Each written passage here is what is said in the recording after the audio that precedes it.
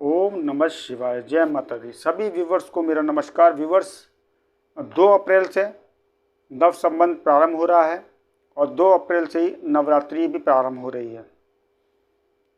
इस नवरात्रि पर माँ घोड़े पर सवार होकर आ रही है और कहते हैं जब भी माँ घोड़े पर सवार होकर आती है तो देशों को युद्धों का सामना करना पड़ता है। पहले मैं चर्चा करता हूँ कि जो नवरात्रि होगी उसका कई व्यूवर्स ने मुझसे पूछा है।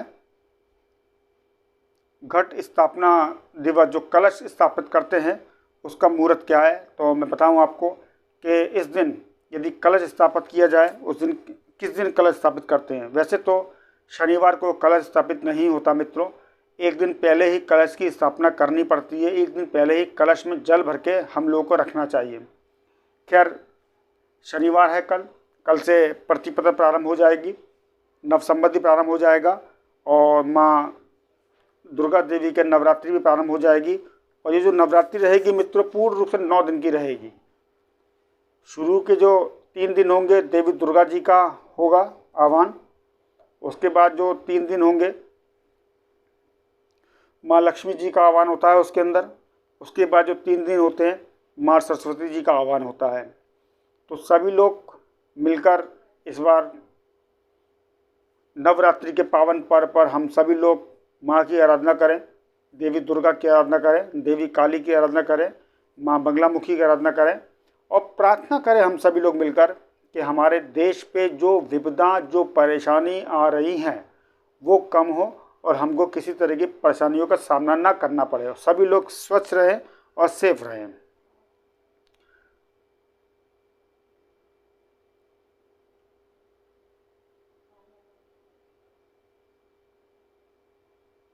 मित्रों, जैसा कि मैंने कहा 2 अप्रैल से नवरात्रि चैत्र नवरात्रि आरंभ हो रही है। नवरात्रि के प्रथम दिन को हम प्रतिपदा का कहते हैं। सनातन धर्म में शक्ति आराधना के लिए घट या कलश की स्थापना का विशेष बताया गया है। एक कलश में हम जल भरते हैं और मिट्टी के पात्र में हम लोग जौ भी बोते हैं उस पर रखने के लिए। और नवरात्रि में माँ दुर्गा के 9 स्वरूपों की पूजा की जाती है जैसे कि आपको पता है। और नवरात्रि में माँ की पूजा करने से जो जीवन में आने वाली जो परेशानियां हैं हम सबको उनसे मुक्ति भी मिलती है मित्रों। अब मैं आपको बताऊंगा कैसे करें घट स्थापना। यदि आप कलश स्थापना करना चाहते हैं तो कैसे करें। नवरात्रि की प्रतिपदा को घट स्थापना के लिए मिट्टी के पात्र में 7 प्रकार के अनाज बोए जाते हैं। आप अनाज नहीं बो सकते हैं तो जौ भी बो सकते हैं। इसके उपरांत पात्र के ऊपर कलश की स्थापना करें, कलश में जल भरें, इसमें गंगा जल भी मिलाएं, कलश पर कलावा बांधें, कलश के मुख पर आम या अशोक के पत्ते रख दें, फिर जटा वाला नारियल को कलावा में बांध दें। लाल कपड़े में नारियल को लपेटकर कलश के ऊपर रखें। कलश या घट स्थापना के बाद दुर्गा पूजा का संकल्प लें। इसके बाद माता दुर्गा के शैलपुत्री स्वरूप की विधि विधान से पूजा अर्चना करें। माता को अक्षत, सिंदूर, धूप, गंध, पुष्प आदि अर्पित करें। इसके बाद माता के मंत्र का उच्चारण करें। फिर अंत में कपूर या गाय के घी से दीपक जलाकर उनकी आरती उतारें और शंखनाद के साथ घंटी बजाएं। इसके बाद माता जी को जो आपकी श्रद्धा हो प्रसाद का भोग लगाएं। अब मित्रों मैं आपको बताऊंगा कि घट स्थापना का जो शुभ मुहूर्त रहेगा वो क्या रहेगा। मित्रों, नवरात्रि में घट स्थापना का विशेष महत्व है। पंचांग के अनुसार चैत्र नवरात्रि में घट स्थापना 2 अप्रैल को की जाएगी। प्रतिपदा तिथि 1 अप्रैल 2022 को सुबह 11:53 पर शुरू होगी जो 2 अप्रैल 11:58 तक समाप्त हो जाएगी। घट स्थापना का शुभ मुहूर्त जो रहेगा मित्रों वो 2 अप्रैल को सुबह 6:10 से लेकर 8:31 तक का रहेगा जो विशेष शुभदायक मुहूर्त होगा। इसके बाद अभिजीत मुहूर्त की अगर मैं बात करूं तो 2 अप्रैल को 12 बजे से लेकर 12:50 पर यह मुहूर्त रहेगा। इस समय भी आप घट स्थापना कर सकते हैं। और मित्रों मैं आपको एक चीज़ बता दूं, 9:17 से लेकर 10:51 तक राहु काल भी रहेगा। राहु काल में कोई भी शुभ कार्य करना वर्जित माना जाता है। इस समय आप कोई भी कार्य करने से अगर रुकें तो आपके लिए काफ़ी अच्छा होगा। और जो नव संवत मित्रों प्रारंभ हो रहा है, इस नव संवत के अंदर मैं आपको बता दूं विक्रम संवत 2079 रहेगा। और विक्रम संवत के जो नाम रहेगा वो नल नाम रहेगा मित्रों। इससे पहले राक्षस था और ये राक्षस के बड़े भाई भी कहा जाते हैं नल को। और इसके अंदर मित्रों हम जो देख रहे हैं, प्राकृतिक आपदाएं बहुत दिखा रही हैं। प्राकृतिक आपदाएं को आना, किसानों को लेकर किसी तरह की कोई परेशानी उत्पन्न होना, खेती के लिए कोई नुकसान की स्थिति होना। इस वर्ष मित्रों कहीं पर अब वर्षा अधिक होगी और कहीं पर वर्षा बहुत कम होगी, ऐसा भी योग बनता है। और दूसरा मैं आपको बता दूं,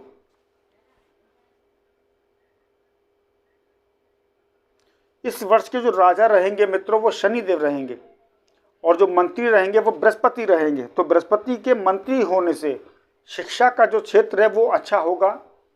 शिक्षा इस साल थोड़ी अच्छी अपना प्रभाव दिखाएगी। जो लोगों की शिक्षा रुक गई थी लॉकडाउन के कारण और ऑनलाइन क्लासेस के कारण, तो इस वर्ष शिक्षा का मुझे ग्राफ थोड़ा अच्छा नज़र आता है। लेकिन मंत्री राजा होने से जो शनिदेव राजा हैं इस वर्ष के, शनि जब भी मित्रों राजा बनते हैं उस वर्ष जो महंगाई का ग्राफ होता है वो काफ़ी लंबा और काफ़ी ऊंचा होता है। तो इस वर्ष जनता महंगाई को लेकर सड़कों पर भी उतर सकती है। सड़कों पर उन्माद दिखाई दे सकता है महंगाई को लेकर। दूसरा मित्रों, इस वर्ष कोई महामारी परेशान कर सकती है। रक्त संबंधित कोई रोग उत्पन्न हो सकता है, रक्त को लेकर या मस्तिष्क को लेकर कोई समस्या उत्पन्न हो सकती है। इस बार प्रभु से प्रार्थना रहेगी कि सभी लोग माँ कामाख्या देवी की, माँ दुर्गा की आराधना करें और प्रार्थना करें कि हमारे देश में कोई विपदा ना आए, सभी लोग सुरक्षित रहें और सेफ रहें। और दूसरा मित्रों, यहाँ पर राजा शनि होने से जनता और देश के वरिष्ठ नेताओं के अंदर स्थितियां अनुकूल मुझे कहीं से नजर नहीं आती। कहीं ना कहीं कोई ना कोई समस्या उत्पन्न होगी। दूसरा मित्रों, जहाज का क्रैश होना, फ्लाइट का क्रैश हो जाना, 2 ट्रेनों का या ट्रेनों की दुर्घटनाएं ये वर्ष मुझे नज़र आती है। ऐसा लगता है कि ये कंडीशन हो सकती है। दूसरा मैं आपको बता दूं,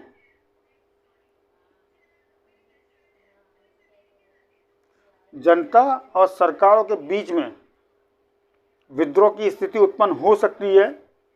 जैसे कि मैंने कहा, लोग महामारी से भी पीड़ित हो सकते हैं।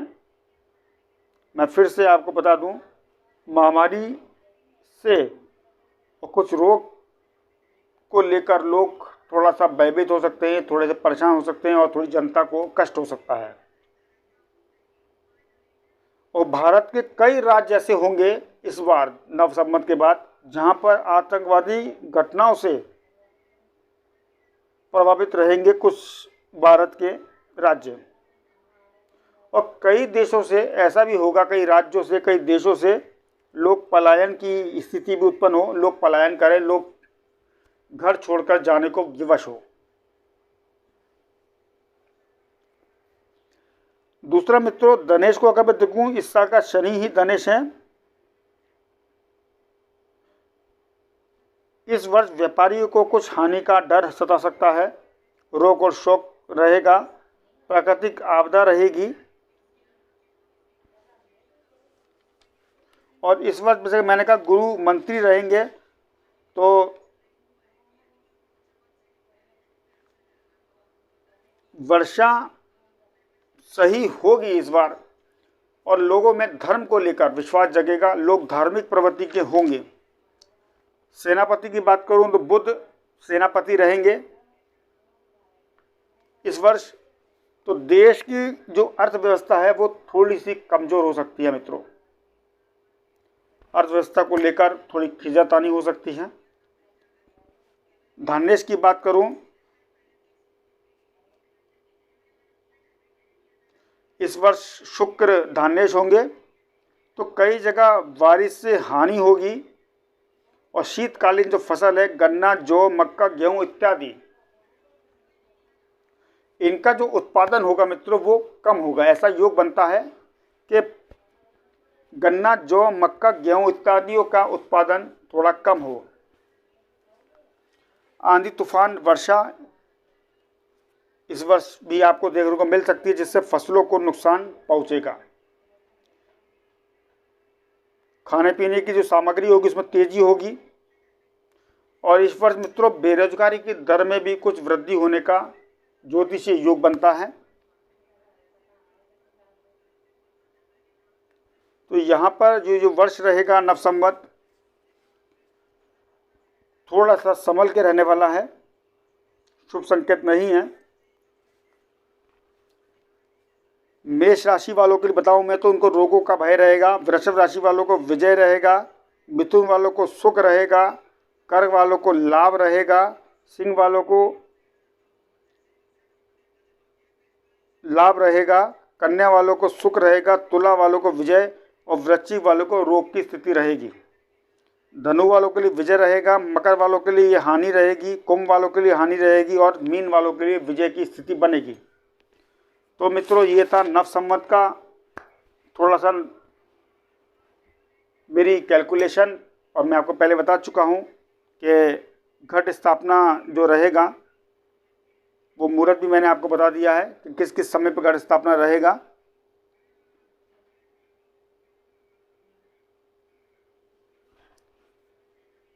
सुबह का समय रहेगा वो। मैं आपको एक बार फिर बता देता हूं मित्रों, घट स्थापना जो कलश की स्थापना होगी वो सुबह